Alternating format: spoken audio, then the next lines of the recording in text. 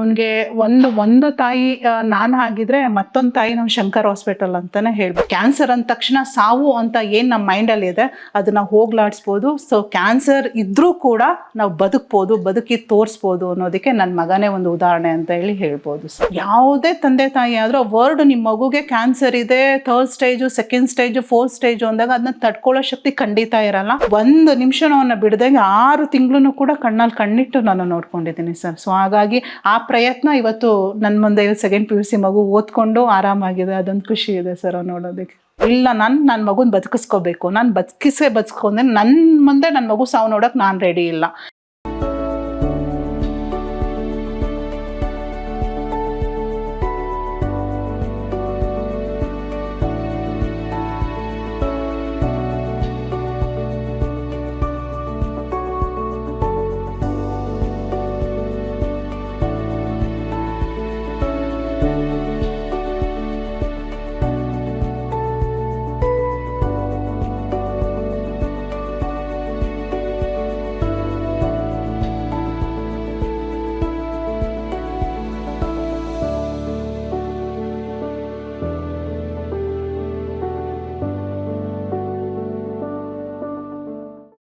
ಆ ಟೈಮಲ್ಲಿ ಖಂಡಿತ ನಮಗೆ ಶಾಕ್ ಆಗಿದಂತೂ ನಿಜ. ಏನು ಈ ಮಗುಗೆ ಬಂದ್ಬಿಟ್ಟಿದೆಯಲ್ಲ, ಅದು ತುಂಬ ಬೇರೆ ಮುದ್ದಾಗಿದ್ದ, ಇಂಥ ಮುದ್ದಾದ ಮಗುಗೆ ಈ ಥರ ಬಂದ್ಬಿಟ್ಟಿದೆಯಲ್ಲ ಅಂತ ಹೇಳಿ.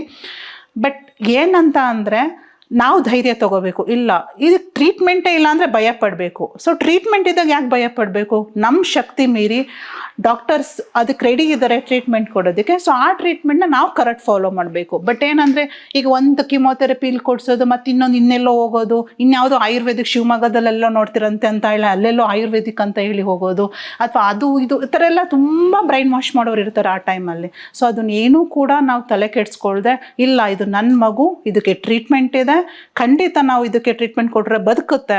ಸೊ ಅದನ್ನು ನಾವು ನೆಗೆಟಿವ್ ಆಗಿ ಥಿಂಕೇ ಮಾಡಬಾರ್ದು. ಸೊ ನನಗೆ ಜಸ್ಟ್ ಯು ಥಿಂಕ್ ಮಾಡಿ, 1st ಸ್ಟೇಜು 2nd ಸ್ಟೇಜ್ ಅಂದ್ರೇ ಮಗು ಬದುಕಲ್ಲ ಆ ಥರ ಏನೋ ಯೋಚನೆ ಮಾಡುತ್ತೆ. ಬಟ್ 4th ಸ್ಟೇಜು ಮಗು ಬದುಕಿದೆ ಅಂತ ಅಂದರೆ ಸೊ ನನ್ನಲ್ಲಿ ಬಹಳ ಆತ್ಮವಿಶ್ವಾಸ ಆಯಿತು. ಇಲ್ಲ, ನನ್ನ ಮಗುನ ಬದುಕಿಸ್ಕೋಬೇಕು, ನಾನು ಬದುಕಿಸ್ಕೊಂಡೆ ನನ್ನ ಮುಂದೆ ನನ್ನ ಮಗು ಸಾವು ನೋಡೋಕೆ ನಾನು ರೆಡಿ ಇಲ್ಲ. ಸೊ ನನ್ನ ಡಾಕ್ಟರ್ ಇದ್ದಾರೆ, ಡಾಕ್ಟರ್ ಸಪೋರ್ಟ್ ಮಾಡ್ತಾ ಇದ್ದಾರೆ, 80% ಬದುಕ್ತಾನೆ ಅಂತ ಹೇಳ್ತಿದ್ದಾನೆ ಅಂದಾಗ ಯಾಕೆ ಭಯ ಪಡಬೇಕು ಅಂತ ಹೇಳಿ ಫುಲ್ ಅವನಿಗೆ 6 ತಿಂಗಳು ಏನು ಕಿಮೋಥೆರಪಿ ಇತ್ತು, 1 ನಿಮಿಷನೂ ಕೂಡ ನಾನು ಆ ಕಡೆ ಈ ಕಡೆ ಅಲಗಾಡಿಲ್ಲ. 1 ನಿಮಿಷನೂ ಅವನ್ನ ಬಿಡದಂಗೆ 6 ತಿಂಗಳು ಕೂಡ ಕಣ್ಣಲ್ಲಿ ಕಣ್ಣಿಟ್ಟು ನಾನು ನೋಡ್ಕೊಂಡಿದ್ದೀನಿ ಸರ್. ಸೊ ಹಾಗಾಗಿ ಆ ಪ್ರಯತ್ನ ಇವತ್ತು ನನ್ನ ಮುಂದೆ 2nd PUC ಮಗು ಓದ್ಕೊಂಡು ಆರಾಮಾಗಿದೆ. ಅದೊಂದು ಖುಷಿ ಇದೆ ಸರ್ ನೋಡೋದಕ್ಕೆ. ಇಲ್ಲ, ಆ್ಯಕ್ಚುಲಿ ಈ ಟೈಮಲ್ಲಿ ಕ್ಯಾನ್ಸರ್ ಅಂದ ತಕ್ಷಣ ಈಗ ನೀವು ಒಂದು ಪ್ರೈವೇಟ್ ಸಂಸ್ಥೆ ಅಥವಾ ಪ್ರೈವೇಟ್ ಹಾಸ್ಪಿಟಲಲ್ಲಿ ನೀವು ಟ್ರೀಟ್ಮೆಂಟ್ ಕೊಡಿಸ್ತೀನಿ ಅಂದಾಗ ಫೈನಾನ್ಷಿಯಲ್ ಕಂಡೀಷನ್ ಬಹಳ ಇಂಪಾರ್ಟೆಂಟ್ ಆಗುತ್ತೆ. ಸೊ ಯಾಕಂದರೆ ಕಿಮೋಥೆರಪಿ ಅನ್ನೋದು ಬಹಳ ಕಡಿಮೆ ಅಮೌಂಟಲ್ಲಿ ಸಿಗುವಂಥದ್ದಲ್ಲ. ಸೊ ಈ ಕಿಮೋಥೆರಪಿ ಅಂತ ಅಂದಾಗ ನೀವು ನಂಬಿದ್ರೆ ನಂಬ್ತೀರ, ನನಗೆ 1 ತಿಂಗಳಿಗೆ ಮಿನಿಮಮ್ 2 lakh ಬೇಕಿತ್ತು. ಹಾಸ್ಪಿಟಲ್ದು ಎಲ್ಲ ಸೇರಿ, ಮೆಡಿಸಿನ್ ಸೇರಿ, ಕಿಮೋಥೆರಪಿದೆಲ್ಲ ಸೇರಿ. ಸೊ ನಮಗೆ ಫೈನಾನ್ಷಿಯಲ್, ಈಗ ನಮ್ಮ ಹಸ್ಬೆಂಡ್ ಗೌರ್ಮೆಂಟ್ ಕೆಲಸ ಆಗಿದ್ದು ಬರೋ ಸಂಬಳದಲ್ಲಿ 30,000 40,000 ಅದರಲ್ಲಿ ನಮ್ದೇನಾಗ್ಬಿಟ್ಟಿತ್ತು ಅಂದರೆ ಆಗ ತಾನೇ ಮನೆ ಕಟ್ಟಿದ್ವಿ, ಹೋಮ್ ಲೋನ್ ಎಲ್ಲ ತೊಗೊಂಡ್ಬಿಟ್ಟಿದ್ವಿ. ಸೊ ನಮಗೆ ಹೋಮ್ ಲೋನ್ ಎಲ್ಲ ಕಟ್ಟಾಗಿ ನಮಗೆ ಸಿಗ್ತಿದ್ದಿದೆ ಒಂದು 20,000 ಅಷ್ಟೇ ಅಮೌಂಟ್ ಕೈಯಲ್ಲಿ. ಸೊ 20,000 ಅಮೌಂಟ್ ಇದೆ. ಸೊ ಈಗ ಫೈನಾನ್ಷಿಯಲ್ ಬ್ಯಾಲೆನ್ಸ್ ಮಾಡೋದು ಬಹಳ ಇಂಪಾರ್ಟೆಂಟ್ ಆಗುತ್ತೆ. ಸೊ ಆ ಟೈಮಲ್ಲಿ ನನಗೆ ಏನಾಗ್ತಿತ್ತು ಅಂದರೆ ಏನು ಮಾಡೋದು ಈಗ, ಫೈನಾನ್ಷಿಯಲ್ ಇಷ್ಟೊಂದು ಇದೆಯಲ್ಲ, ಬಟ್ ನನಗೆ ಈ ಹಾಸ್ಪಿಟಲ್ ಬಿಟ್ಟು ಹೋಗೋದಕ್ಕೆ ಇಷ್ಟ ಇಲ್ಲ. ಸೊ ಫೈನಾನ್ಷಿಯಲ್ ಕೂಡ ನಾನು ಎದುರಿಸ್ಬೇಕು. ಅಂಥ ಸಂದರ್ಭದಲ್ಲಿ ನನಗೆ ರಮಾ ಮೇಡಮ್ ಹತ್ರ ಹೋಗಿ ನಾನು ರಿಕ್ವೆಸ್ಟ್ ಮಾಡಿಕೊಂಡೆ, ಬ್ಯಾಂಕ್ದು ಸ್ಟೇಟ್ಮೆಂಟ್ ಎಲ್ಲ ಕೊಟ್ಟು, ಮೇಡಮ್ ಈ ಥರ ಇದೆ ಅಂತ ಹೇಳಿ. ಆಗ ಮೇಡಮ್ ಏನು ಮಾಡಿದ್ರು, ಹೌದಾ ಸರಿ ನೋಡ್ತೀನಪ್ಪ ಅಂತ ಹೇಳಿದ್ರು. 1st 2nd ಕಿಮೋಥೆರಪಿಗೆ ಮ್ಯಾಮ್ ಏನು ಹೆಲ್ಪ್ ಮಾಡಲಿಲ್ಲ, ಬಿಕಾಸ್ ಅವ್ರಿಗೆ ಡೌಟ್ ಇತ್ತು. ಯಾಕಂದರೆ ಎಷ್ಟೊಂದು ಜನ ಸುಳ್ಳು ಹೇಳಿ ಅಮೌಂಟನ್ನು ತೊಗೊಂಡ್ಬಿಡ್ತಾರೆ ಬಡವ್ರು ಅಂತಲೇ ಅಂತ ಹೇಳಿ. ಇಲ್ಲ ಸರ್, ಅವ್ರ ಮ್ಯಾಮ್ ಅಂದರೆ ಗೌರ್ಮೆಂಟ್ ಕೆಲಸ ಅಂದರೆ ಚೆನ್ನಾಗಿದ್ದಾರೆ ಅನ್ನೋ ಒಂದು ಕಾನ್ಸೆಪ್ಟ್ ಇತ್ತು. ಆಮೇಲೆ ಮತ್ತೆ ನಾನು ಬ್ಯಾಂಕ್ ಸ್ಟೇಟ್ಮೆಂಟ್ ಎಲ್ಲ ಕೊಟ್ಟಾಗ ಅವ್ರು 1st 3rd ಕಿಮೋಥೆರಪಿಯಿಂದ ಸ್ವಲ್ಪ ಹೆಲ್ಪ್ ಮಾಡು. ಅದಕ್ಕಿಂತ ಮುಂಚೆ ಫ್ಯಾಮಿಲಿ ಅಂತ ಹೇಳಿದಾಗ ಫಸ್ಟು ನೀವು ನಂಬಿದ್ರೆ ನಂಬ್ತೀರ, ನಮಗೆ 1st ಕಿಮೋಥೆರಪಿಗೆ ಅಮೌಂಟೇ ಇಲ್ಲ ನನ್ನ ಹತ್ರ ಕೊಡೋದಕ್ಕೆ. 2 lakh 1,80,000 ಏನೋ ಬಿಲ್ ಆಗಿದೆ, ಅಮೌಂಟೇ ಇಲ್ಲ. ಸೊ ಆ ಟೈಮಲ್ಲಿ ನಮ್ಮ ಮನೆಯ ಫ್ರೆಂಡ್ಸು ಸ್ವಲ್ಪ ಸಹಾಯ ಮಾಡಿದ್ರು. ನಮಗೆ ರಿಲೇಟಿವ್ಸು, ಕೆಲವೊಂದು ರಿಲೇಟಿವ್ಸು ಮಾಡಿಲ್ಲ, ಬಟ್ ಕೆಲವೊಬ್ಬರು ನಾವು ಹೇಳಲೇ ಇಲ್ಲ, ಹೇಳ್ದೇ ನಮಗೆ ಅಮೌಂಟನ್ನು ಸಹಾಯ ಮಾಡಿದ್ರು. ಅದಾದಮೇಲೆ ಯಾವಾಗ ಮತ್ತು ಇವನು ಓದ್ತಿದ್ದು ಹೋಲಿ ಕ್ರೆಸೆಂಟ್ ಸ್ಕೂಲ್ ಅಂತ ಹೇಳಿ, ಅಲ್ಲಿ ಆ ಸ್ಕೂಲಲ್ಲಿ ನಮಗೆ 2 ಲ್ಯಾಕ್ ನಮಗೆ ಮಕ್ಳುಗಳೇ ಕಲೆಕ್ಟ್ ಮಾಡಿ ಈ ಥರ ಅನೌನ್ಸ್ ಮಾಡಿ ಮಗುಗೆ ಈ ಥರ ಪ್ರಾಬ್ಲಮ್ ಆಗಿದೆ, ಸ್ವಲ್ಪ ಫೈನಾನ್ಷಿಯಲ್ ಹೆಲ್ಪ್ ಮಾಡಬೇಕು ಅಂದಾಗ ವಿತಿನ್ 3 ಡೇಸಲ್ಲಿ ಮಕ್ಳುಗಳೆಲ್ಲ ಸೇರಿ 2 ಲ್ಯಾಕ್ ಅಮೌಂಟ್ ಕಲೆಕ್ಟ್ ಮಾಡಿ ಅಲ್ಲಿ ನಮಗೆ ಅಲ್ಲೊಂದು 2 ಲ್ಯಾಕ್ ಅಮೌಂಟ್ ಸಪ್ಲೈ ಆಯಿತು. ಅದಾದ ನಂತರ ರೋಟ್ರಿದು ಒಂದು ಕ್ಲಬ್ ಇತ್ತು ರಾಮನಗರದಲ್ಲಿ, ಅಲ್ಲಿ ನಾವು ಸಪೋರ್ಟ್ ಕೇಳಿದ್ವಿ. ಅವರು ಒಂದು 40,000 ಅಷ್ಟು ಮೆಡಿಸಿನ್ಸ್ನ ಕಿದ್ವಾಯಿಂದ ನಮಗೆ ತರಿಸ್ಕೊಟ್ಟಿದ್ರು. ಸೊ ಈ ಥರ ಫೈನಾನ್ಷಿಯಲ್ ಹೆಲ್ಪು ಕೂಡ ನಮಗೆ ಹಾಸ್ಪಿಟಲ್ ಕಡೆಯಿಂದ 50% ಆಗಿಬಿಟ್ಟಿದೆ ಬಿಡಿ. ಸೊ ನನಗೆ ರಮಾ ಮೇಡಮ್ ಒಂದು ಫಂಡ್ ಅಂತ ಹೇಳಿ ಬಡವರಿಗೆ ಈ ಥರ ಪ್ರಾಬ್ಲಮ್ಸ್ ಇರೋರಿಗೆ ಅಂತ ಹೇಳಿ ಪ್ರೊವೈಡ್ ಮಾಡ್ತಾರೆ. ಸೊ ಯಾವಾಗ ಫಸ್ಟ್ ಕಿಮೋಥೆರಪಿ, ಸೆಕೆಂಡ್ ಕಿಮೋಥೆರಪಿ ಆದಮೇಲೆ ನಮ್ಮನ್ನೆಲ್ಲ ಅಬ್ಸರ್ವೇಷನ್ ಮಾಡಿದ್ರು, ಮತ್ತು ನಮ್ಮದು ಬ್ಯಾಂಕ್ ಸ್ಟೇಟ್ಮೆಂಟ್ ಎಲ್ಲ ತೊಗೊಂಡೋಗಿ ಕೊಟ್ಟಾದಮೇಲೆ ಮ್ಯಾಮ್ಗೆ ಸ್ವಲ್ಪ ಮನವರಿಕೆ ಆಯಿತು. ಸೊ ಅದಾದ ನಂತರ ನಮಗೆ ರಮಾ ಮೇಡಮ್ ಕಡೆಯಿಂದನೂ ಕೂಡ ನಮಗೆ ಈ ಥರ ಫಂಡ್ ಅಂತ ಹೇಳಿ 50% ಅಷ್ಟು ನಮಗೆ ಆಫರ್ ಮಾಡಿ ಕೊಡ್ತಾಯಿದ್ರು ಸರ್. ಅದು ಕೂಡ ಇವತ್ತು ನಮಗೆ ಅವತ್ತಿನ ದಿನದಲ್ಲಿ ಬಹಳ ಹೆಲ್ಪ್ ಆಯಿತು. ಓವರಾಲ್ ಅವ್ರು ಟೋಟಲ್ ನಮಗೆ 7 ಲ್ಯಾಕ್ವರೆಗೂ ಹಾಸ್ಪಿಟಲ್ ಕಡೆಯಿಂದನೇ ಹೆಲ್ಪ್ ಮಾಡಿದ್ದಾರೆ ಸರ್. ಅದು ನನಗೆ ತುಂಬ ಖುಷಿ ವಿಚಾರ. ಇಲ್ಲ, ಆ್ಯಕ್ಚುಲಿ ಅವನು ತುಂಬ ಚೆನ್ನಾಗಿ ಓದ್ತಿದ್ದ. 3rd ಸ್ಟ್ಯಾಂಡರ್ಡ್ವರೆಗೂ ಆ್ಯಕ್ಚುಲಿ ಫಸ್ಟು ಸೆಕೆಂಡ್ ಎಲ್ಲ ಅವನೇ ಟಾಪರ್ ಇದ್ದ. 3rd ಸ್ಟ್ಯಾಂಡರ್ಡು ಯಾವಾಗ ಹಿಂಗೆ ಹೆಲ್ತ್ ಇಶ್ಯೂ ಆಯಿತು, ವೆಯ್ಟ್ ಎಲ್ಲ ಲಾಸ್ ಆಗೋಕ್ಕೆ ಶುರು ಆಯಿತು. ಆಮೇಲೆ ತುಂಬ ಯಾವಾಗ ನೋಡ್ರು ಸುಸ್ತು ಅನ್ನೋದಕ್ಕೆ ಶುರು ಮಾಡ್ದ. ಅದಾದಮೇಲೆ ಸಡನ್ನಾಗಿ ಫೀವರ್ ಅಂದರೆ 108ವರೆಗೂ ಬಂದುಬಿಡ್ತಾ ಇತ್ತು. ಸೊ ಕಿಮೋಥೆರಪಿ ಎಲ್ಲ ಆದಮೇಲೆ ಒಂದು 2 ಮಂತ್ಸು ನಾವು ಮನೇಲೇ ಇಟ್ಕೊಂಡು ಫುಲ್ ಕಂಪ್ಲೀಟ್ ಕ್ಲಿಯರ್ ಆದಮೇಲೆ 3 ಮಂತ್ಸ್ ಮನೇಲೇ ಇದ್ದ. ಆಗಸ್ಟ್ಗೆ ಮತ್ತೆ ನಾನು ಸ್ಕೂಲಿಗೆ ಸೇರಿಸಿದೆ. ಸೊ 3ರಿಂದ 4th ಪ್ರಮೋಷನ್ ಕೊಟ್ಟಿದ್ರು, ಅಲ್ಲೇನು ಡ್ರಾಪ್ಔಟ್ ಮಾಡಲಿಲ್ಲ. ಸೊ 4th ಆದಮೇಲೆ ಆ್ಯಸ್ ಯೂಶ್ವಲ್ ಅವನು ನೆಕ್ಸ್ಟು ಸ್ಕೂಲ್ ಆ್ಯನಿವಲ್ ಡೇ ಶುರು ಆಯಿತು. ಆ್ಯನಿವಲ್ ಡೇಲಿ ಡ್ಯಾನ್ಸ್ ಪರ್ಫಾರ್ಮೆನ್ಸ್ ಮಾಡ್ದ, ಕೃಷ್ಣ ಆಗಿ ಆ್ಯಕ್ಟ್ ಮಾಡ್ದ. ಸೊ ನೆಕ್ಸ್ಟ್ ಏನೇ ಸ್ಪೋರ್ಟ್ಸ್ ಇದ್ದರೂ ನಾರ್ಮಲ್ ಬೇಬಿ ಹೇಗಿರುತ್ತೋ ಅದೇ ಥರ. ಸೊ ನಾವು ಇವ್ರಿಗೆ ಕ್ಯಾನ್ಸರ್ ಬಂದುಬಿಟ್ಟಿದೆ ಅಂತ ಹೇಳಿ ಯಾವುದೋ ಒಂದು ಮೂಲೆಯಲ್ಲಿ ಕೂರಿಸಿಲ್ಲ. ಸೊ ಕಂಪ್ಲೀಟ್ ಕ್ಲಿಯರ್ ಆಗಿದೆ, ಎಲ್ಲ ಥರದ್ದು ನಾರ್ಮಲ್ ಆಗಿದ್ದಾನೆ ಅಂತ ಅಂದಮೇಲೆ ನಾರ್ಮಲ್ ಈಗ ನಾವೆಲ್ಲ ಹೆಂಗೆ ಜೀವನ ಮಾಡ್ತಿದ್ದೀವೋ ಅದೇ ಥರ ಅವನು ಕೂಡ ಎಲ್ಲ ಥರದ ಆ್ಯಕ್ಟಿವಿಟೀಸಲ್ಲೂ ಇದ್ದಾನೆ. ಅವನಿಗೆ ಕ್ರಿಕೆಟ್ ಅಂದರೆ ತುಂಬ ಇಷ್ಟ, ಕಬಡ್ಡಿ ಅಂದರೆ ತುಂಬ ಇಷ್ಟ, ವಾಲಿಬಾಲ್ ಇಷ್ಟ. ಆ್ಯಕ್ಚುಲಿ ನನಗೆ ಸ್ವಿಮ್ಮಿಂಗ್ ಅಂದರೂ ತುಂಬ ಇಷ್ಟ. ಸೊ ರಜಾ ದಿನಗಳೇನಾದರೂ ಸಿಕ್ಕಿದ್ರೆ ಸ್ವಿಮ್ಮಿಂಗ್ ಕ್ಲಾಸ್ಗೂ ಹೋಗ್ತಾನೆ. ಸೊ ಇದೆಲ್ಲ ನಡೀತು. ಜೊತೆಗೆ ಓದೋದು ಕೂಡ ನೋಡಿ, ಈಗ ಅವನು ರಾಮನಗರದಿಂದ ನಾನು ಡಾಕ್ಟರ್ ಆಗಲೇಬೇಕು ಅನ್ನೋಂಥ ಆಸೆ ಇಟ್ಕೊಂಡಿದ್ದ.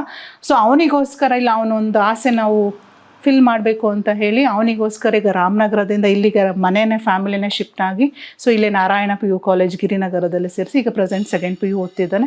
ಸೊ ಓದೋದ್ರಲ್ಲೂ ಏನಿಲ್ಲ ಸರ್, ಆರಾಮಾಗಿದ್ದಾನೆ. ಒಂದು ಫಸ್ಟ್ PUನಲ್ಲೆಲ್ಲ ಒಂದು 80% ತೆಗೆದಿದ್ದ. ಸೊ ಈಗ ಇನ್ನೂ ಇಂಪ್ರೂವ್ ಆಗಿದ್ದಾನೆ. ಸೊ ಈಗ ಅವನೇನೇರು ನೀಟು ನಾನು ತೆಗೆದು ನಾನು ಡಾಕ್ಟರ್ ಆಗಲೇಬೇಕು ಅಂತ ಆ್ಯಂಬಿಷನ್ ಇಟ್ಕೊಂಡು ಅದ್ರ ಕಡೆ ಓದ್ತಾ ಇದ್ದಾನೆ ಸರ್. ಅದೊಂದು ಖುಷಿ ಇದೆ. ಸೊ ಅವನಲ್ಲಿ ವಂದನಾ ಮ್ಯಾಮು ಡಾಕ್ಟರ್ಸ್ಗಳನ್ನೆಲ್ಲ ನೋಡಿ ಸೊ ನಂತರ ಎಷ್ಟೋ ತಾಯಂದಿರ ಕಣ್ಣೀರನ್ನ ನಾನು ಒರೆಸ್ಬೇಕಮ್ಮ, ಎಷ್ಟೋ ಮಕ್ಳುಗಳು ಈ ಥರ ಇದ್ದಾರೆ, ಅವ್ರಿಗೆಲ್ಲ ನಾನು ಬದುಕಿಸ್ಬೇಕು ಅಂತ ಹೇಳಿ ಆ ಒಂದು ಇನ್ಸ್ಪಿರೇಷನ್ ತೊಗೊಂಡು ನಾನು ಡಾಕ್ಟ್ರೇ ಆಗಬೇಕು ಅಂತ ಆಸೆ ಇಟ್ಕೊಂಡಿದ್ದಾನೆ. ಈಗ 2nd PU ಆದ್ಮೇಲೆ ನೋಡಬೇಕು ಸರ್ ಏನು ಯಾವ ಥರ ಆಗುತ್ತೆ ಅಂತ ಹೇಳಿ.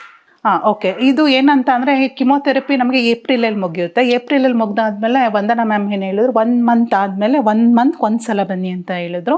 So May, June, July complete 1 ಮಂತ್ಗೆ ಒಂದು ಸಲ ಹೋಗ್ತಿದ್ವಿ. ಸೊ ಎವ್ರಿಥಿಂಗ್ ಈಸ್ ನಾರ್ಮಲ್ ಅಂತ ಹೇಳಿದ್ರು. ಅದಾದಮೇಲೆ 3 ಮಂತ್ಸ್ಗೆ ಒಂದು ಸಲ ಬರೋಕ್ಕೆ ಹೇಳಿದ್ರು. ಸೊ 3 ಮಂತ್ಸ್ಗೆ 2 ಟೈಮ್ಸ್ ಹೋದ್ವಿ. ಸೊ ಅವಾಗಲೂ ಎಲ್ಲ ನಾರ್ಮಲ್ ಇದೆ, ಅವ್ನಿಗೆ ಯಾವುದು ಫೀವರ್ ಆಗಲಿ ಮತ್ತು ಅವನಿಗೆ ಯಾವುದೇ ಥರದ ನೆಗಡಿ, ಕೆಮ್ಮು, ಫೀವರ್ ಆ ಥರ ಏನೂ ಬಂದಿಲ್ಲ. So next 3 months follow up ಆದಮೇಲೆ 2 ಟೈಮ್ಸ್ 3 ಮಂತ್ಸ್ ಹೋದ್ವಿ.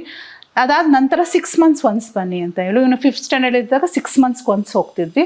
ಸೊ 5th 2 ಟೈಮ್ಸ್ 6 ಮಂತ್ಸ್ ಒಂದ್ಸಲ ಹೋದ್ವಿ. ಸೊ ನೆಕ್ಸ್ಟ್ 6th ಸ್ಟ್ಯಾಂಡರ್ಡ್ ಬಂದಮೇಲೆ ಇಲ್ಲ ಕಂಪ್ಲೀಟ್ ನೀವೇನು ಬರಬೇಡಿ, ಆರಾಮಾಗಿದ್ದಾನೆ. ಸೊ ಏನಾದರೂ ಫೀವರ್ ಆ ಥರ ಎಲ್ಲ ಬಂದರೆ ಅಲ್ಲೇ ನಾರ್ಮಲ್ ನಿಮ್ಮ ಫ್ಯಾಮಿಲಿ ಡಾಕ್ಟರ್ ಏನಿದ್ದಾರೆ ಅಲ್ಲಿ ತೋರಿಸ್ಕೊಳ್ಳಿ ಅಂತ ಅಂದರು. So after that 6th standard ಬಂದಾದಮೇಲೆ ನಾವು ಯಾವುದು ಮತ್ತೆ ಫಾಲೋ ಅಪ್ ಅಂತ ಆಗಲಿ ಅಥವಾ ಬೇರೆ ಥರದ್ದು ಏನು ನಾವು ಬಂದೇ ಇಲ್ಲ ಸರ್. ಸೊ ನಾರ್ಮಲಿ ಇಲ್ಲ ಏನೂ ಇಲ್ಲ ಖಂಡಿತ. ಬಟ್ ಅದು ಮ್ಯಾಮ್ ಹೇಳಿದರು ಆಫ್ಟರ್ ಕಿಮೋಥೆರಪಿ ಆದಮೇಲೆ ಒಂದು ಸಲ ನೀವು ಸ್ನಾನ ಮಾಡಬೇಕಾದಾಗೆಲ್ಲನೂ ಕೂಡ ಬಾಡಿನ ಚೆಕ್ ಮಾಡಿ. ಸೊ ಇಲ್ಲಿಂದ ಹಿಡ್ದು ಮತ್ತು ಇಲ್ಲಿ ನೆಕ್ ಈ ಥರ ಭಾಗದಲ್ಲಿ ತೊಡೆ ಸಂಧಿಯಲ್ಲಿ ಅಲ್ಲೆಲ್ಲ ಆ ಥರ ಗಂಟೆ ಏನಾದರೂ ಬರುತ್ತಾ. ಸೊ ನೀವು ಸ್ನಾನ ಮಾಡಬೇಕಾದಾಗ ಗಮನಿಸಿ ಅದೊಂದು ಸ್ವಲ್ಪ ಎಲ್ಲ ಅಬ್ಸರ್ವ್ ಮಾಡಿ ಅಂತ ಹೇಳಿದ್ರು. ಸೊ ಅದಾದ ನಂತರ ಅವರು ಸ್ನಾನ ಮಾಡಬೇಕಾದಾಗೆಲ್ಲ ಸ್ವಲ್ಪ ಅಬ್ಸರ್ವೇಷನ್ ಮಾಡ್ತಿದ್ವಿ. ಸೊ ಅದೇ ಮತ್ತೆ ಯಾವುದೂ ಕೂಡ ರಿಪೀಟ್ ಆಗಿಲ್ಲ sir. So chemotherapy 6 chemotherapy complete ಆಗಿ ಸೊ ಪೆಟ್ ಸ್ಕ್ಯಾನ್ ಮುಖಾಂತರ ಕಂಪ್ಲೀಟ್ ಕ್ಲಿಯರ್ ಆಗಿದೆ ಅಂತ ಆದಮೇಲೆ ಮತ್ತೆ ಯಾವುದೇ ಥರದ ಜ್ವರ ಅಂತ ಆಗಲಿ, ಯಾವುದೇ ಥರದ ಸುಸ್ತಂತ ಆಗಲಿ ಅಥವಾ ಯಾವುದೇ ಥರದ ಮತ್ತೆ ಗೆಡ್ಡೆ ಆ ಥರದ್ದಾಗಲಿ ಯಾವುದೂ ಕೂಡ ಕಾಣಿಸ್ಕೊಂಡಿಲ್ಲ. ಕ್ಯಾನ್ಸರ್ ಅನ್ನೋದ್ರ ಬಗ್ಗೆ ನಮಗೆ ನಾಲೆಡ್ಜ್ ಖಂಡಿತ ಇರಲಿಲ್ಲ. ಸೊ ಯಾವಾಗ ಇವನಿಗೆ ಇಲ್ಲೊಂದು ಲಿಂಫೋಮಾ ಆಯಿತು, ಜಸ್ಟ್ ನಾವೆಲ್ಲರೂ ನಾರ್ಮಲಿ ಶೀತದ ಗಂಟು ಅನ್ನೋ ಥರನೇ ಫೀಲ್ ಆಗ್ತೈತೆ. ಬಿಕಾಸ್ ನನಗೂ ಅದೇ ಥರ ಆಗಿತ್ತು. ಇಲ್ಲಿ ನನಗೆ ಆಪ್ರೇಷನ್ ಆಗಿದೆ, ನನಗೂ ಸೇಮ್ ಶೀತದ ಗಂಟು ಥರ ಬಂದು ನಾನು ಫಸ್ಟ್ ಸ್ಟ್ಯಾಂಡರ್ಡ್ ಇದ್ದಾಗ ಮೇ ಬಿ ನಂತರ ಅವನಿಗೂ ಆಗಿರ್ಬೋದು ಅಂತ ಹೇಳಿ ನಾವು ಆ ಥರ ಅಂದ್ಕೊಂಡಿದ್ವಿ. ಸೊ ಅದಾದಮೇಲೆ ಅವನು ಯಾವಾಗ ಆ್ಯಂಟಿಬಯೋಟಿಕ್ ಕೊಟ್ಟಾಗಿ ತಿರ್ಗಾ ಮತ್ತೆ ರಿಪೀಟ್ ಆಯಿತು. ಸೊ ಆ ಟೈಮಲ್ಲಿ ಕ್ಯಾನ್ಸರ್ ಅಂತ ಅಲ್ಲ, ಮೋಸ್ಟ್ಲಿ ಏನೋ ಒಂದು ಗೆಡ್ಡೆ ಥರ ಇರ್ಬೋದು ಅನ್ನೋ ಥರ ಅಂದ್ಕೊಂಡಿದ್ವಿ. ಬಟ್ ಯಾವಾಗ MRI ಸ್ಕ್ಯಾನ್ ಬಂದು ಆ ಥರ ಇರ್ಬೋದು ಅಂತ ಹೇಳಿ ಗೆಸ್ ಮಾಡಿದ್ರು. ಸೊ ಆ ಟೈಮಲ್ಲಿ ಸ್ವಲ್ಪ ಕಾನ್ಫಿಡೆನ್ಸ್ ಅಂತೂ ಖಂಡಿತ ಕುಗ್ಗೋಗಿತ್ತು. ಸೊ ಅದಾದ ನಂತರ ಯಾವಾಗ ನಮಗೆ ಕಾನ್ಫಿಡೆನ್ಸ್ ಮತ್ತೆ ಬೂಸ್ಟಪ್ ಆಯಿತು ಅಂತ ಅಂದರೆ ಶಂಕರ್ ಹಾಸ್ಪಿಟಲ್ ಬಂದಮೇಲೆ.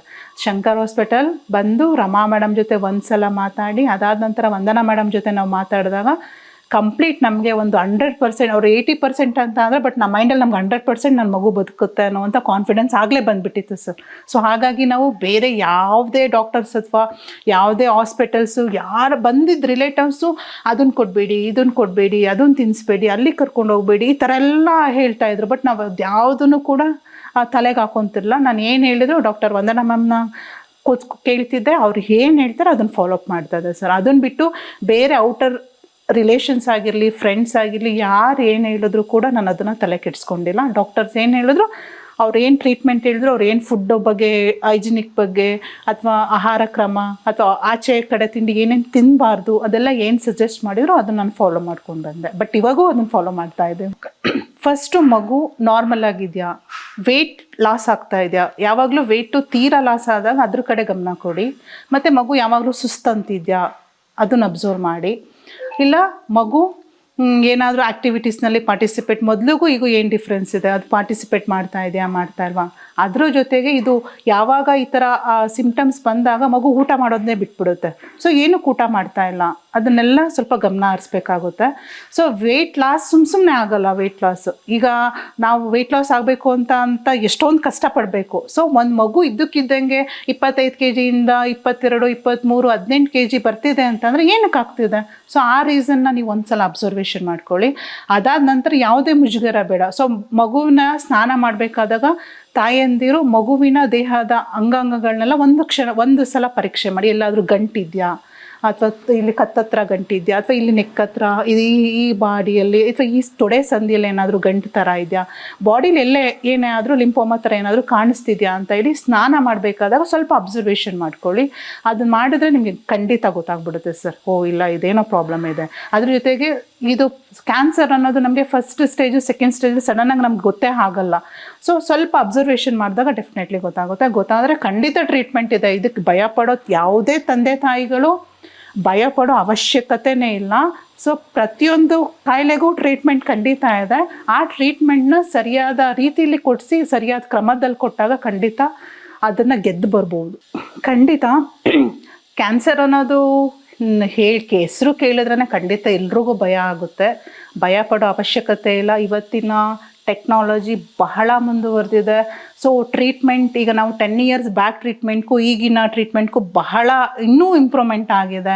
ಸೊ ಇನ್ನೂ ಒಳ್ಳೊಳ್ಳೆ ರೀತಿಯಲ್ಲಿ ನಿಮಗೆ ಟ್ರೀಟ್ಮೆಂಟ್ ಸಿಗುತ್ತೆ. ಸೊ ಹಾಗಾಗಿ ಕ್ಯಾನ್ಸರ್ ಬಂದ ತಕ್ಷಣ ಅಯ್ಯೋ ನನ್ನ ಮಗು ಸತ್ತೋಗ್ಬಿಡುತ್ತೆ ಅಥವಾ ಯಾರೋ ತೀರೋಗ್ಬಿಡ್ತಾರೆ ಅನ್ನೋ ಭಯ ಬೇಡ. ಸೊ ನೆಗೆಟಿವ್ ಥಾಟ್ಸ್ಗಳು, ನೆಗೆಟಿವ್ಸ್ ನಾವು ನೋಡ್ತಾ ಇರ್ತೀವಿ. ಸೊ ನಾವು ಪಾಸಿಟಿವ್ ಆಗಿರೋಣ, ಪಾಸಿಟಿವ್ ಆಗಿ ಥಿಂಕ್ ಮಾಡೋಣ. ಸೊ ಈ ಹಾಸ್ಪಿಟಲ್ಸ್ಗಳನ್ನ ನೀವು ಚೂಸ್ ಮಾಡ್ಕೋಬೇಕಾದಾಗ ಫಸ್ಟು ಬೆಸ್ಟ್ ಹಾಸ್ಪಿಟಲ್ಸ್ ಯಾವುದಿದೆ ಅಂತ ಹೇಳಿ ತಿಳ್ಕೊಂಡು ಆ ಬೆಸ್ಟ್ ಹಾಸ್ಪಿಟಲ್ಸ್ನ ನೀವು ಚೂಸ್ ಮಾಡ್ಕೊಳ್ಳಿ. ಅಲ್ಲಿನ ಹಾಸ್ಪಿಟಲ್ಸ್ ಏನು ರೂಲ್ಸ್ ರೆಗ್ಯುಲೇಷನ್ ಏನಿದೆ, ಅವ್ರು ಏನು ಹೇಳ್ತಾರೆ ಅದನ್ನು ಫಾಲೋ ಮಾಡಿ. ಖಂಡಿತ ಕ್ಯಾನ್ಸರ್ ಅನ್ನೋದು ಯಾವುದೇ ಥರ ಭಯಪಡೋ ಕಾಯಿಲೆ ಅಲ್ಲ. ಸೊ ಅದಕ್ಕೆ ಟ್ರೀಟ್ಮೆಂಟ್ ಇದೆ. ನೀವು ಆತ್ಮವಿಶ್ವಾಸದಿಂದ, ಧೈರ್ಯದಿಂದ ಇದ್ದರೆ ಖಂಡಿತ ಅದನ್ನು ಸಹ ಗೆದ್ದು ಬರ್ಬೋದು. ಆ ಕ್ಷಣ ನಿಜವಾಗ್ಲೂ ಆಕಾಶನೇ ತಲೆ ಮೇಲೆ ಬಂದು ಬಿತ್ತೇನೋ, ಇಲ್ಲ ಅಯ್ಯೋ ನಾವೇ ಬದುಕಬಾರ್ದಪ್ಪ, ನನ್ನ ಮಗುಗೆ ಈ ಥರನ, ಆ ಶಾಕ್ ನಿಜವಾಗ್ಲೂ ಬಹಳ ಬಹಳ ಕಷ್ಟ ಅಂತ ಅನ್ನಿಸ್ತು. ಆ ಟೈಮಲ್ಲಿ ಏನಾಗುತ್ತೆ ಅಂತಂದರೆ ಸಂಬಂಧಿಕರು ಇರ್ಬೋದು ಅಥವಾ ಫ್ರೆಂಡ್ಸ್ಗಳಿರ್ಬೋದು, ಅವರು ಕೂಡ ಈಗೇನೇ ಅನುಕಂಪದಿಂದ ಮಾತಾಡಿದ್ರು ಕೂಡ ಯಾವುದೂ ಸಮಾಧಾನ ಕೊಡಲ್ಲ, ಯಾವುದು ಕೂಡ ನಮಗೆ ಸರಿಯಪ್ಪ ಅಂತಲೂ ಅನಿಸಲ್ಲ. ಬಟ್ ಆ ಟೈಮಲ್ಲಿ ನನಗೆ ಸಪೋರ್ಟಿವ್ ಆಗಿ ನಿಂತಿದ್ದು ಅವತ್ತು ಹೆಂಗೆ ನನಗೆ ನನ್ನ ಮಗನಿಗೆ ನಾನು ಅನ್ನೋ ಥರ ಕಂಪ್ಲೀಟ್ ಆಗಿಬಿಟ್ಟಿದ್ವಿ. ಬಿಕಾಸ್ ನಮ್ಮ ಹಸ್ಬೆಂಡ್ ಅವ್ರ ವರ್ಕ್ ಬ್ಯುಸಿ ಇರ್ತಿದ್ರು. ಸೊ ಅಲ್ಲಿ ಆಮೇಲೆ ಮತ್ತೆ ಇನ್ನೊಂದು ಏನಂತ ಅಂದರೆ ಈಗ ಈ ಥರ ಹುಷಾರಿಲ್ಲ ಅಂದ ತಕ್ಷಣ ಎಲ್ಲ ರಿಲೇಟಿವ್ಸು ಎಲ್ಲ ಫ್ರೆಂಡ್ಸ್ಗಳು ನೋಡೋದಕ್ಕೆ ಬರೋಕ್ಕೆ ಶುರು ಮಾಡ್ತಾರೆ. ಸೊ ಅದು ಸ್ವಲ್ಪ ಅವಾಯ್ಡ್ ಆಗಬೇಕು. ಯಾಕಂದರೆ ಬರೋರೆಲ್ಲ ಹೈಜಿನಿಕ್ ಆಗಿರಲ್ಲ, ಟ್ರೀಟ್ಮೆಂಟ್ ನಡೀತಾ ಇರಬೇಕಾದಾಗ ಅದನ್ನು ಸ್ವಲ್ಪ ಅವಾಯ್ಡ್ ಮಾಡ್ಕೊಳ್ಳಿ. ಸೊ ಮಗು ಎಲ್ಲ ಕಂಪ್ಲೀಟ್ ಕ್ಯೂರ್ ಆದಮೇಲೆ ಬಂದು ನೋಡೋದು ಚೆನ್ನಾಗಿರುತ್ತೆ. ಬಟ್ ಹಾಸ್ಪಿಟಲಲ್ಲಿದ್ದಾಗ ಅಥವಾ ಮನೇಲಿದ್ದಾಗ ಹೋಗಿ ಡಿಸ್ಟರ್ಬ್ ಮಾಡೋದು ಅದು ಇನ್ನೂ ನೋವು ತರ್ತಾ ಇರುತ್ತೆ. ಒಬ್ಬೊಬ್ಬರು ಒಂದೊಂದು ಮಾತಾಡಿದಾಗ ಆ ಕ್ಯಾನ್ಸರ್ ಇದೆ ಅಂತಂದಾಗ ಅವ್ರ ಪಾಡಿಗೆ ಅವ್ರು ಬಿಟ್ಬಿಡ್ಬೇಕು, ಅವ್ರು ಟ್ರೀಟ್ಮೆಂಟ್ ಏನು ನಡೀತಿದೆ ಅದು ನೋಡ್ತಾ ಇರಲಿ. ಬಟ್ ಅದಾದ ಫೋನ್ ಕಾಂಟ್ಯಾಕ್ಟ್ಸ್ ಇರುತ್ತೆ, ಫೋನಲ್ಲಿ ಮಾತಾಡ್ಕೊಳ್ಳಿ. ಬಟ್ ಅಲ್ಲಿ ಬರೋದು ಅಲ್ಲೇನೋ ಒಂದು, ಈಗ ಅವ್ರಿಗೇನೋ ನೆಗಡಿ ಇರುತ್ತೆ, ಅವ್ರಿಗೇನೋ ಕೆಮ್ಮಿರುತ್ತೆ, ಸಡನ್ನಾಗಿ ಮಗುಗೆ ಇನ್ಫೆಕ್ಷನ್ ಆಗಿಬಿಡುತ್ತೆ. ಸೊ ಹಾಗಾಗಿ ಆದಷ್ಟು ಮಗು ಏನು ಯಾವುದೇ ಪೇಷಂಟ್ ಕ್ಯಾನ್ಸರ್ ಅಂತ ಗೊತ್ತಿದ್ರು ಅವರನ್ನು ಸ್ವಲ್ಪ ಹೈಜಿನಿಕ್ ಆಗಿರೋದಕ್ಕೆ ಪ್ರಯತ್ನ ಪಡಿ. ನಾರ್ಮಲ್ ಆಗಿ ಹೌದು, ಏಕೆಂದರೆ ಪ್ರತಿ ಬಾರಿ ನೋಡಿದ್ರೆ ಮಗು ಮನಸ್ಸು ಮೇಲೆ ಎಫೆಕ್ಟ್ ಆಗ್ತಾರೆ. ಏನು ಇವರೆಲ್ಲ ನಾನು ನೋಡೋಕೆ ಬರ್ತಿದ್ದಾರಲ್ಲ ಅಂತೇಳಿ ಮಗುವಿಗೆ ಇನ್ನೊಂಥರ ಯಾಕಂದರೆ ಆ ವಿಷಯ ಗೊತ್ತಿಲ್ಲದೆ ಟ್ರೀಟ್ಮೆಂಟ್ ತೊಗೊಂಡಾಗ ಸ್ವಲ್ಪ ಇನ್ನೂ ಕಾನ್ಫಿಡೆನ್ಸ್ ಜಾಸ್ತಿ ಇರುತ್ತೆ. ಈಗ ಆ ವಿಷಯ ಮಗುಗೆ ಇಲ್ಲ ನಾನು ಬದುಕಲ್ಲ, ನಾನು ಸತ್ತೋಗ್ಬಿಡ್ತೀನಿ ಅಂತ ಮೈಂಡಲ್ಲಿ ಬಂದುಬಿಟ್ಟಾಗ ಏನಾಗುತ್ತೆ, ಆ ಟ್ರೀಟ್ಮೆಂಟ್ಗೆ ಅದು ಸ್ಪಂದಿಸೋದು ಸ್ವಲ್ಪ ಕಡಿಮೆ ಆಗಿಬಿಡುತ್ತೆ. ಸೊ ಹಾಗಾಗಿ ಟ್ರೀಟ್ಮೆಂಟ್ಗೆ ಸ್ಪಂದಿಸಬೇಕು ಅಂತ ಅಂದಾಗ ಇವೆಲ್ಲ ಸ್ವಲ್ಪ ಅವಾಯ್ಡ್ ಆಗಬೇಕು. ಸೊ ಮೇನ್ ಮಗು ಏನು ಆ ಟ್ರೀಟ್ಮೆಂಟ್ ಪ್ಲಸ್ ಮಗು ಡಾಕ್ಟರ್ ಇಷ್ಟ ಇದ್ದರೆ ಚೆನ್ನಾಗಿರುತ್ತೆ. ಸೊ ಬೇರೆ ಫ್ರೆಂಡ್ಸ್ಗಳಿರ್ಬೋದು ಅಥವಾ ಬೇರೆ ಅದಂತೂ ನಾನು ತುಂಬ ಅವಾಯ್ಡ್ ಮಾಡಿದ್ದೆ. ಸೊ ಯಾರಾದರೂ ಹಿಂಗೆ ಹಾಸ್ಪಿಟಲ್ಸ್ಗೆ ಬರ್ತೀನಿ ಅಂತ ಅಂದಾಗ ಇಲ್ಲ ಬೇಡ ಬರಬೇಡಿ, ಸ್ವಲ್ಪ ಇಲ್ಲೆಲ್ಲ ಸ್ಟ್ರಿಕ್ಟ್ ಇದೆ, ಹೈಜಿನಿಕ್ ಆಗಿರ್ಬೇಕಂತ ಹೇಳಿದ್ದಾರೆ. ಸೊ ಎಲ್ಲ ಕಂಪ್ಲೀಟ್ ಆದಮೇಲೆ ನಾನೇ ನಿಮಗೆ ಹೇಳ್ತೀನಿ, ಅಲ್ಲೇ ಆವಾಗಲೇ ಬಂದು ನೋಡ್ಕೊಂಡು ಹೋಗೋರಿ ಅಂತೇಳಿ ಸ್ವಲ್ಪ ನಾನು ಅದನ್ನೆಲ್ಲ ಸ್ವಲ್ಪ ಅವಾಯ್ಡ್ ಮಾಡಿದ್ದೆ ಸರ್. ಅದು ನನಗೆ ಏನಂದರೆ ಡಾಕ್ಟರ್ ಹೇಳಿದ್ರಲ್ಲ ಅದು ಮೈಂಡಲ್ಲಿ ಕುತ್ಕೊಂಡ್ಬಿಟ್ಟಿತ್ತು. ಈಗ ಇಲ್ಲ ಬೇಡ, ಯಾರಾದರೂ ಫೋನ್ ಮಾಡೇ ಬರ್ತಿದ್ರು ಪಾಪ ಹಿಂಗೆ ಬರಬೇಕು ಅಂತ, ಹಾಸ್ಪಿಟಲ್ಸ್ಗೆಲ್ಲ ಬರ್ತೀನಿ ಅಂದಾಗ ನಾನು ಹೇಳ್ತಿದ್ದೆ ಇಲ್ಲ ಬೇಡ, ಡಾಕ್ಟರ್ಸ್ ಎಲ್ಲ ಈ ಥರ ಹೇಳಿದ್ದಾರೆ, ನೆಕ್ಸ್ಟು ನಾನು ಬಂದಾಗ ಅಥವಾ ರಾಮನಗರಗೆ ಮನೆಗೆ ಬಂದಾಗ ನಾನು ನಿಮ್ಗೆ ಇನ್ಫಾರ್ಮ್ ಮಾಡ್ತೀನಿ, ಹಾಗೇ ಬಂದು ನೋಡ್ಕೊಳ್ಳೋರಿ ಅಂತ. ಬಟ್ ಎಲ್ಲ ರಿಲೇಟಿವ್ಸು ಆ ಟೈಮಲ್ಲಿ ನಮಗೆ ತುಂಬ ಕೋಪ್ರೇಟ್ ಮಾಡಿದ್ದಾರೆ. ಅವನಿಗೆ ಅಂದರೆ ಈಗ ಸೆಕೆಂಡ್ PU ಆಗಿರೋದ್ರಿಂದ ಮಾರ್ನಿಂಗ್ 8 o'clock ಹೋದರೆ ಈವ್ನಿಂಗ್ 6:30ವರೆಗೂ ಕಾಲೇಜಲ್ಲೇ ಬ್ಯುಸಿ ಇರ್ತಾನೆ. ಸೊ 6:30 ಬಂದಮೇಲೆ ಈಗ ತಮ್ಮ ಒಬ್ಬ ಇದ್ದಾನೆ, ತಮ್ಮ ಜೊತೆ ಫುಲ್ ಕಿರಿಕ್ ಮಾಡಿಕೊಂಡು ಆಟ ಆಡಿಕೊಂಡು ಇಬ್ಬರು ಫೈಟಿಂಗ್. ಈಗ ಇವನಿಗೆ ಅಂದರೆ ಚಿಕ್ಕ ಮಗ ಅಮ್ಮ ಚಿಕ್ಕ ಮಗ ಅಂತ ಹೇಳಿ ಇವನು ರೇಗಿಸ್ತಾ ಇರ್ತಾನೆ. ಸೊ ಅವ್ನು ಸ್ವಲ್ಪ ತುಂಬ ಕಿರಿಕು ಚಿಕ್ಕ ಮಗ. ಸೊ ಹಾಗಾಗಿ ಅವರಿಬ್ಬರು ಫೈಟಿಂಗ್ ನೋಡೋದೇ ಒಂದು ಖುಷಿ. ಫಸ್ಟ್ ಒಬ್ಬನೇ ಇದ್ದ, ಸೊ ಅದಾದ ನಂತರ ಇನ್ನೊಂದು ಮಗು ಬಂದಮೇಲೆ ಇಬ್ಬರು ಒಂಥರ ಫ್ರೆಂಡ್ಸ್ ಥರ. ಏಜ್ ತುಂಬ ಗ್ಯಾಪ್ ಆಗಿದೆ, ಬಟ್ ಅವನಿಗೂ 11 years ಡಿಫ್ರೆನ್ಸು. ಬಟ್ ಆದರೂ ಇಬ್ಬರು ಚೆನ್ನಾಗಿ ಎಂಜಾಯ್ ಮಾಡ್ತಾರೆ. ಹೊರಗಡೆ ಎಲ್ಲೇ ಅಂಗಡಿಗೆ ಹೋದ್ರೂ ಜೊತೆಲಿ ಕರ್ಕೊಂಡು ಹೋಗ್ತಾನೆ. ಆಮೇಲೆ ಸಂಡೇ ಸ್ಯಾಟರ್ಡೇಸ್ ಬಂದರೆ ಸೈಕಲ್ ಅವನೇ ತುಳಿಸ್ತಾನೆ, ಪಾರ್ಕ್ ಕರ್ಕೊಂಡು ಹೋಗಿ ಆಟ ಆಡಿಸ್ಕೊಂಡು ಬರ್ತಾನೆ. ಕಂಪ್ಲೀಟ್ ನಮ್ಮನೆ ಜವಾಬ್ದಾರಿನೆಲ್ಲನೂ ಅವನೇ ತೊಗೊಂಡು, ಒಂದು ಮನೆ ಸಾಮಾನಿಂದ ಹಿಡಿದು ಅಥವಾ ಒಂದು ಏನೇ ನಾವು ಡಿಸಿಷನ್ ತೊಗೋಬೇಕು ಅಥವಾ ಏನೋ ಈ ಥರ ಮಾಡಬೇಕು ಅಂತಂದ್ರೆ ಅವನು ಇನ್ವಾಲ್ವ್ ಆಗಿ ಸಜೆಷನ್ ಕೊಡ್ತಾನೆ. ಸೊ ಒಂಥರ ಈಗ ನಮ್ಮ ಮನೆಗೆ ನಮ್ಮ ಹಸ್ಬೆಂಡ್ ಬಿಟ್ಟರೆ ನೆಕ್ಸ್ಟ್ ಅವನು ಮುಂದಿನ ಮನೆಯ ಅಧಿಕಾರವನ್ನೆಲ್ಲ ಆಲ್ರೆಡಿ ವಹಿಸ್ಕೊಂಡ್ಬಿಟ್ಟಿದ್ದಾನೆ. ಪ್ರತಿಯೊಂದು ಅವನೇ ನೋಡ್ಕೊಳ್ಳೋದು. ಈಗ ನನಗೊಂಥರ ರೈಟ್ ಹ್ಯಾಂಡ್ ಆಗಿದ್ದಾನೆ ಅವನು. ಈಗ ನಮ್ಮ ಹಸ್ಬೆಂಡ್ ಯಾವಾಗಲೂ ನಾನು ವೆಯ್ಟ್ ಮಾಡೋದಕ್ಕಾಗಲ್ಲ. ಸೊ ನನಗೆ ಏನೇ ಥಿಂಗ್ಸ್ಗಳು ಬೇಕು ಅಥವಾ ನಾನು ಎಲ್ಲೇ ಹೋಗಬೇಕು ಅಂತ ಅಂದರೂ ಜೊತೆಲಿ ಅವನಿದ್ದೇ ಇರ್ತಾನೆ ಸರ್. ಎಲ್ಲ ಜೊತೆಲೇ ಇರ್ತಾನೆ, ಎಲ್ಲದರಲ್ಲೂ ಜೊತೆಲೇ ಇರ್ತಾನೆ. ಈಗ ನಿನ್ನೆ ನೋಡಿ, ಮೊನ್ನೆ 3 days ಮೈಸೂರು ಹೋಗಿ ಬಂದ್ವಿ. ಸೊ ದಸರಾ ಅದು ಒಂದು ಲೈಟಿಂಗ್ಸ್ ಎಲ್ಲ ನೋಡಬೇಕಂತ ಹೇಳಿ, ಸೊ ಹೇಗಿದ್ರು ರಜಾ ಇತ್ತು ಅಂತ ಹೇಳಿ ಈಗ ಮೈಸೂರೆಲ್ಲ ಟ್ರಾವೆಲ್ ಮಾಡ್ಕೊಂಡು ಬಂದ್ವಿ. ಸೊ ಏನೇ ಇದ್ದರೂ ಜೊತೆಲಿ ಕರ್ಕೊಂಡು ಹೋಗೋಣ ಸರ್. ಯಾಕಂದ್ರೆ ನಾನು ತುಂಬ 6 ತಿಂಗಳು ಕಿಮೋಥೆರಪಿಯಲ್ಲಿ ತುಂಬ ನೋವು ತಿಂದುಬಿಟ್ಟಿದ್ದೇನೆ ಸರ್. ಸೊ ಕಿಮೋಥೆರಪಿ ಅಂದರೆ ನಿಮಗೆ ಗೊತ್ತಿದೆ ಎಷ್ಟು ಸೈಡ್ ಎಫೆಕ್ಟ್ಸ್ ಇರುತ್ತೆ ಅಂತ ಹೇಳಿ. ಸೊ ಊಟ ಮಾಡೋದು ಒಂದ್ಸಲ ಕಷ್ಟ ಆಗಿಬಿಡುತ್ತೆ, ಅಷ್ಟು ಇರುತ್ತೆ, ಬಾಯಲ್ಲೆಲ್ಲ ಹುಣ್ಣಾಗ್ಬಿಟ್ಟಿರುತ್ತೆ. ಸೊ ಆ ಸಿಚುಯೇಷನೆಲ್ಲ ನಾನೇನಂದರೆ ಇಲ್ಲ, ಊಟ ಬಿಟ್ಟರೆ ಅದು ಡೋಸೇಜ್ ಜಾಸ್ತಿ ಇರುತ್ತಲ್ಲ, ಅದು ತಡ್ಕೊಳ್ಳೋಕೆ ಶಕ್ತಿ ಇಲ್ಲ ಅಂತ ಹೇಳಿ ಅವನು ಊಟ ಮಾಡಲ್ವ, ಜ್ಯೂಸ್ ಕುಡಿಸ್ತಾ ಇದ್ದೆ. So full apple juice, pomegranate ಜ್ಯೂಸ್ಗಳೆಲ್ಲ ಅಲ್ಲೇ ಸಿಗ್ತಿತ್ತು ನನಗೆ. ಸೊ ಜ್ಯೂಸ್ಗಳಾದರೂ ಕುಡಿಸ್ತಾ ಇದ್ದೆ. ಸೊ ಆ ಥರ ಅಲ್ಲಿ ಏನು ಅವ್ನು ತಿನ್ನೋದಕ್ಕೆ ಹೊಟ್ಟೆ ಏನು ಫಿಲ್ ಮಾಡ್ಬೇಕು ಆ ಥರ ಫಿಲ್ ಮಾಡಿಬಿಡ್ತಾ ಇದೆ. ಸೊ ಅದನ್ನೇ ಆ ನೋವುಗಳನ್ನೆಲ್ಲ ನೋಡಿದಾಗ ನನ್ನ ಆಸೆ ಏನು ಅಂತ ಅಂದರೆ, ನನ್ನ ಮಗ ನನ್ನ ಕಣ್ಮುಂದೆ ಒಳ್ಳೆ ರಾಜನ್ ಥರ ಇರಬೇಕು, ರಾಜನ್ ಥರನೇ ಬೆಳಿಬೇಕು, ಅವ್ನು ಕಿಂಗ್ ಥರನೇ ಇರಲಿ ಅಂತ ಹೇಳಿ. ಸೊ ತುಂಬ ಕೇರ್ ಮಾಡ್ತೀವಿ ಸರ್. ಒಂಥರ ಖುಷಿ, ಅವನು ನೋಡೋದಕ್ಕೆ ಒಂಥರ ಖುಷಿ. ಆ ಟೈಮಲ್ಲಿ ನನ್ನ ಕಣ್ಣಲ್ಲಿ ಹತ್ತು ಈ ಕಣ್ಣೀರೇ ಬತ್ತೋಗುತ್ತೆ ಅಂತ ಅಂತಾರಲ್ಲ. ಯಾರೀಗ ಅಕಸ್ಮಾತ್ ನಮ್ಮ ರಿಲೇಷನ್ಸ್ ಹತ್ತೋಗಿದ್ರು ನಂಗೆ ನೀರೇ ಬರಲ್ಲ, ಅಷ್ಟು ಕುಗ್ಗೋಗಿ ಅಂದರೆ ಕಣ್ಣಲ್ಲಿ ನನ್ನ ಹತ್ತಿರೋಷ್ಟು ಯಾರೂ ಹತ್ತಿಲ್ವೇನೋ ಸರ್. ಒಂದು ಈ ಕಿದ್ವಾಯಲ್ಲಿ ಓಡಾಡ್ತಿದ್ವಲ್ಲ 2 months ಅಂತೂ ಎಷ್ಟು ಕಣ್ಣೀರು ಹಾಕಿದ್ದೀನಿ ಅಂತ ಅಂದರೆ ಇವನು ಒಂದೇ ಮಗು ಹಿಂಗಾಗ್ಬಿಡ್ತಲ್ಲ. ಆಮೇಲೆ ಎಲ್ಲರೂ ನೋಡಿದ್ರಲ್ಲಿ ಇಷ್ಟು ಚೆನ್ನಾಗಿ, ಇನ್ನೂ ತುಂಬ ಸ್ಮಾರ್ಟ್ ಆಗಿದೆ ಅವ್ನು ಚಿಕ್ಕ ಮಗುನಲ್ಲಿ. ಇಷ್ಟು ಚೆನ್ನಾಗಿರೋ ಮಗುಗೆ ಈ ಕಾಯಿಲೆನಾ ಅಂತ ಒಂಥರ ನನಗೆ ಅದು ಡೈಜೆಸ್ಟೇ ಮಾಡ್ಕೊಳೋಕ್ಕಾಗ್ತಿರಲ್ಲ. ನನಗೆ ಹೇಳಿದ್ದಲ್ಲ, ಈಗ ಹೇಳಿದ್ರೆ ನನಗೆ ಕಣ್ಣಲ್ಲಿ ನೀರೇ ಬರಲ್ಲ ಅಂದರೆ ಯೋಚನೆ ಮಾಡಿ ಅಷ್ಟು ಕಣ್ಣೀರು ಹಾಕಿದ್ದೀನಿ ಆ ಟೈಮಲ್ಲಿ ಮಾತ್ರ. ಬಟ್ ಅದೊಂದೇನೆಂದರೆ ಅವನು ಆರಾಮಾದ್ನಲ್ಲ, ನಂಗೆ ಅದೊಂದು ತುಂಬ ಖುಷಿ, ನೋಡೋದಕ್ಕೆ ಒಂಥರ ಖುಷಿ ನನಗೆ. ಇಲ್ಲ ಸರ್, ನಮಗಂತೂ ಡಾಕ್ಟರ್ಸೇ ದೇವರು. ನಾನು ಹೇಳಿದ್ನಲ್ಲ ಸರ್, ಇವತ್ತು ನನಗೆ ಫೈನಾನ್ಷಿಯಲ್ ಸಪೋರ್ಟ್ ಆಗಿ ರಮಾ ಮೇಡಮ್ ಅವರು ನೆನಪು ಮಾಡ್ಕೊತೀನಿ. ಮತ್ತು ವಂದನಾ ಮೇಡಮ್ ಜೊತೆಗೆ ಕಲಾ ಮ್ಯಾಮ್ ಅಂತ ಒಬ್ಬರು ಇದ್ದರು. ಅವರು ಇನ್ನೂ ಆಗ ಅಸಿಸ್ಟೆಂಟ್ ಸ್ಟಾಪ್ ಥರ ಬರ್ತಿದ್ರು ಡಾಕ್ಟರು. ಸೊ ಅವರು ತುಂಬ ಸಪೋರ್ಟ್ ಮಾಡೋದು. ಅವ್ರೇನಂದರೆ ಇವ್ನು ಬಂದರೆ ಇವ್ನು ಕಂಡ್ರೆ ತುಂಬ ಮುದ್ದು ಅವರಿಗೆ ಅಂತ ಬಂದಾಗೆಲ್ಲ. ಆ್ಯಕ್ಚುಲಿ ನೀವು ಇವ್ನ ಬರ್ತ್ಡೇ ಸೆಲೆಬ್ರೇಷನ್ ಎಲ್ಲ ಅವರೇ ಮಾಡಿದರು, ಮ್ಯಾಮೇ ಹಾಸ್ಪಿಟಲಲ್ಲಿ ಮಾಡಿದರು, ಅಲ್ಲೇ ಮಾಡಿದರು. ಮತ್ತು ಇವನಿಗೆ ಯಶ್ ಅಂದರೆ ತುಂಬ ಇಷ್ಟ ಇತ್ತು. ಆ ಟೈಮಲ್ಲಿ ಒಂದು ಥರ್ಡ್ ಸ್ಟ್ಯಾಂಡರ್ಡ್ ಇದ್ದಾಗ ಯಾವಾಗಲೂ ಯಶ್ ಯಶ್ ಅಂತ ಹೇಳ್ತಿದ್ದ. ಪಾಪ ಅವ್ರು ಕಲಾ ಮ್ಯಾಮ್ ಯಶ್ನೊಂದ್ಸಲ ಮೀಟ್ ಮಾಡಿಸ್ಬೇಕು ಅಂತ ಹೇಳಿ ಮೇಲೆಲ್ಲ ಹಾಕಿ ಯಶನ್ನ ಅವ್ರ ಅಸಿಸ್ಟೆಂಟ್ ಬಂದು ಮಾತಾಡ್ಕೊಂಡು ಹೋಗಿದ್ರು.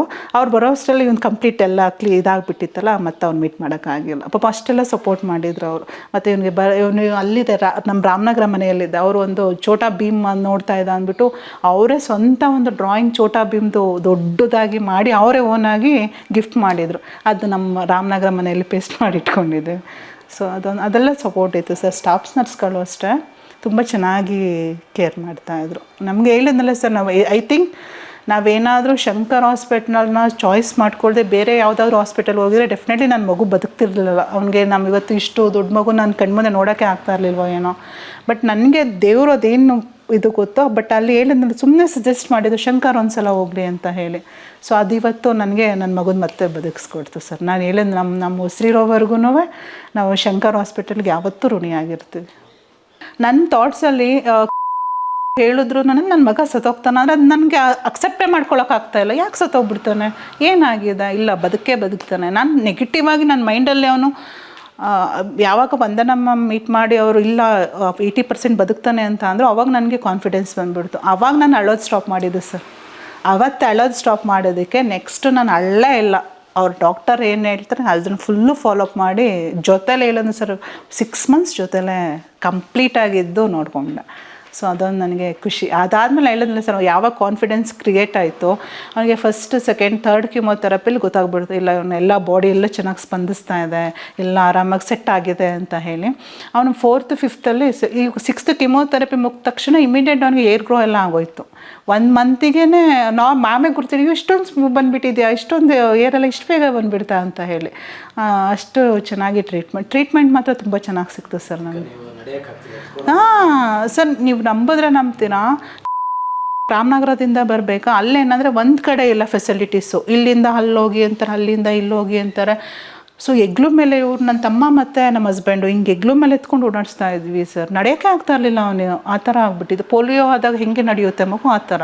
ಸೊ ಅದು ಇನ್ನೂ ನಡೆದ್ರೆ ಇನ್ನೂ ಜಾಸ್ತಿ ಆಗಿಬಿಡುತ್ತೆ ಅನ್ನೋ ಭಯಕ್ಕೆ ಏನು ಮಾಡ್ತಾಯಿದ್ವಿ, ಎತ್ಕೊಂಡು ಓಡಾಡ್ತಾಯಿದ್ವಿ. ಥರ್ಡ್ ಸ್ಟ್ಯಾಂಡರ್ಡ್ ಮಗುನ ಎತ್ಕೊಂಡು ಓಡಾಡೋದು ಅಂದರೆ ಹೇಗಿರುತ್ತೆ. ಅವನು ಆಲ್ರೆಡಿ ಸ್ವಲ್ಪ ವೆಯ್ಟ್ ಕಡಿಮೆ ಆಗಿದ್ದ, ಬಟ್ ತುಂಬ ದಪ್ಪ ಇದ್ದ, ಅವನು ತುಂಬ ಸ್ಮಾರ್ಟ್ ಆಗಿದ್ದ. ಅದು ವೆಯ್ಟು ಕಡಿಮೆ ಆಗಿ ಯಾವಾಗ ಫಸ್ಟ್ ಕಿಮೋಥೆರಪಿ ಆದ ತಕ್ಷಣವೇ ಇಮಿಡಿಯೇಟ್ ನಡೆಯೋಕ್ಕೆ ಶುರು ಮಾಡಿಬಿಟ್ಟೆ ಸರ್. ಅವ್ನು ಫಸ್ಟು ಕಿಮೋಥೆರಪಿ ಮುಗಿದ ತಕ್ಷಣ ಇದು ಲಿಂಫೋಮ ಏನಿತ್ತು ಅದು ಕರ್ಗೋಯ್ತು. ಫಸ್ಟ್ ಕಿಮೋಥೆರಪಿಗೆ ಲಿಂಫೋಮ ಕರ್ಗೋಯ್ತು, ಮತ್ತು ಕಾಲೂ ಸರಿ ಹೋಯ್ತು. ಅವಾಗ ನನಗೆ ಕಾನ್ಫಿಡೆನ್ಸ್ ಬಂದುಬಿಡ್ತು, ಓಕೆ ಫೈನ್, ಇಲ್ಲಿ ಅಂತ ಒಂದು ಕಿಮೋಥೆರಪಿಗೆ ಇರೋ ಗಂಟು ಕಳ್ಕೋಗಿದ್ರೆ ಇನ್ನು ಬಾಡಿಲಿರೋ ವೈರಸ್ ಎಲ್ಲ ಆಲ್ಮೋಸ್ಟ್ ಹೋಗುತ್ತೆ ಅನ್ನೋದು ಒಂದು ಕಾನ್ಫಿಡೆನ್ಸ್ ಬೂಸ್ಟ್. ಬಟ್ ಡೋಸೇಜ್ ಜಾಸ್ತಿ ಕೊಡ್ತಾಯಿದ್ರು ಇವನಿಗೆ, 4 ಸ್ಟೇಜ್ ಆಗಿರೋದ್ರಿಂದ ಹೆವಿ ಡೋಸೇಜ್ ಇತ್ತು. ಬಟ್ ಅದು ಸೈಡ್ ಎಫೆಕ್ಟ್ಸ್ನ ಫೇಸ್ ಮಾಡೋದೇ ಸ್ವಲ್ಪ ಕಷ್ಟ ಸರ್. ಅದು ಸೈಡ್ ಎಫೆಕ್ಟ್ಸ್ ಅಂತೂ ಹೆಂಗಂದರೆ ಇದ್ದಕ್ಕಿದ್ದಂಗೆ ನಡ್ಗಕ್ಕೆ ಶುರು ಮಾಡಿಬಿಡೋಣ, ಇದ್ದಕ್ಕಿದ್ದಂಗೆ ವಾಮಿಟಿಂಗ್ ಆಗಿಬಿಡ್ತಿತ್ತು, ಇದ್ದಕ್ಕಿದ್ದಂಗೆ ಲೂಸ್ ಮೋಷನ್ ಹೆಂಗೆ ಅಂತ ಅಂದರೆ ಅವನು ಮಲಗಿರೋ ಹತ್ರನೇ ಎಲ್ಲ. ಅದೆಲ್ಲ ಅಂದರೆ ನಾವು ಸ್ವಲ್ಪ ಧೈರ್ಯದಿಂದ ಇರಬೇಕು ಆ ಟೈಮಲ್ಲಿ.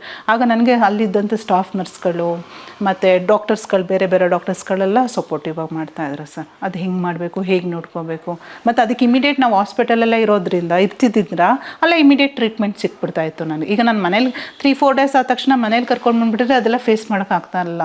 ಸೊ ಅವ್ರ ಮ್ಯಾಮ್ ಏನು ಮಾಡಿಬಿಟ್ರು 25 ಡೇಸ್ ಒಂದು ಕಂಪ್ಲೀಟ್ ಅಲ್ಲೇ ಸರ್. 3 ಡೇಸ್ ಕಿಮೋಥೆರಪಿ ಆದರೆ ಇನ್ನು ಮಿಕ್ಕಿದೆಲ್ಲ ಸೈಡ್ ಎಫೆಕ್ಟ್ಸ್ ಟ್ರೀಟ್ಮೆಂಟ್ ಕೊಡೋಕ್ಕೆ ಶುರು ಮಾಡ್ಕೊಬಿಟ್ರು. ಸೊ ಅದು ನನಗೆ ಹೆಲ್ಪ್ ಆಯಿತು. ಸೊ ಸೈಡ್ ಎಫೆಕ್ಟ್ಸ್ ಇಮಿಡಿಯೇಟ್ ಆದರೂ ಅಲ್ಲೇ ಟ್ರೀಟ್ಮೆಂಟ್ ಸಿಕ್ಬಿಡ್ತಿತ್ತಲ್ಲ. ಸೊ ಹಾಗಾಗಿ ನನಗೇನು ಅದು ಭಯ ಆಗಿಲ್ಲ. ಸೊ ಮನೆ ಕರ್ಕೊಂಡು ಬಂದಿದ್ರೆ ಸ್ವಲ್ಪ ಮತ್ತಲ್ಲಿಂದ ಬರಬೇಕು ಆ ಥರ ಪ್ರಾಬ್ಲಮ್ ಆಗ್ತಿತ್ತು. ಸೊ ಕಿಮೋಥೆರಪಿ ಸೈಡ್ ಎಫೆಕ್ಟ್ಸ್ಗೂ ನನಗೆ ಅಲ್ಲೇ ಟ್ರೀಟ್ಮೆಂಟ್ ಸಿಗ್ತಾ ಇದ್ದಿದ್ದರಿಂದ ಸೊ ಅದನ್ನು ಫೇಸ್ ಮಾಡೋದಕ್ಕೂ ನಾವು ರೆಡಿ ಆಗಿಬಿಟ್ಟಿದ್ವಿ. ಸೊ ಮೆಂಟಲಿ ಫಿಕ್ಸ್ ಹೋಗಿ ಕಿಮೋಥೆರಪಿ ಮೇಲೆ ನೆಕ್ಸ್ಟ್ ನಿಮಗೆ ಜ್ವರ ಬರುತ್ತೆ, ನೆಕ್ಸ್ಟು ಇದಾಗ್ಬಿಡುತ್ತೆ ಅಂತ ಫಸ್ಟ್ ಕಿಮೋಥೆರಪಿ ಒಂದು ಎಕ್ಸ್ಪೀರಿಯನ್ಸ್ ಆದಮೇಲೆ ಇನ್ನು 5 ಕಿಮೋಥೆರಪಿಗೆ ಮೆಂಟಲಿ ನಾವೇ ಫಿಕ್ಸ್ ಆಗಿಬಿಡ್ತಾ ಇದ್ವಿ. ನಾನು ಫ್ಯೂಚರಲ್ಲಿ ಡಾಕ್ಟರ್ ಆಗಿ ಬೇರೆ ಮಕ್ಕಳಿಗೆ ಜೀವ ಕಾಪಾಡ್ತೀನಿ ಅನ್ನೋದೊಂದು ಕಾನ್ಫಿಡೆನ್ಸ್ ನನಗಿದೆ. ಕ್ಯಾನ್ಸರ್ ಆಗೋಕ್ಕಿಂತ ಆದಮೇಲೆ ಸ್ವಲ್ಪ ಎಕ್ಸ್ಟ್ರಾ ಕೇರ್ ತೊಗೋತಾ ಇದ್ದಾರೆ. ಲೈಕ್ ಔಟ್ಸೈಡ್ ಫುಡ್ ಆಗಿರ್ಬೋದು, ಔಟ್ಸೈಡ್ ರೌಮಿಂಗು ಅಥವಾ ಹೈಜೀನ್ ಬಗ್ಗೆ ಇರ್ಬೋದು, ಎಲ್ಲ ಫುಲ್ ಸ್ಟ್ರಿಕ್ಟಾಗಿ ಫಾಲೋ ಮಾಡಿಸ್ತಾರೆ.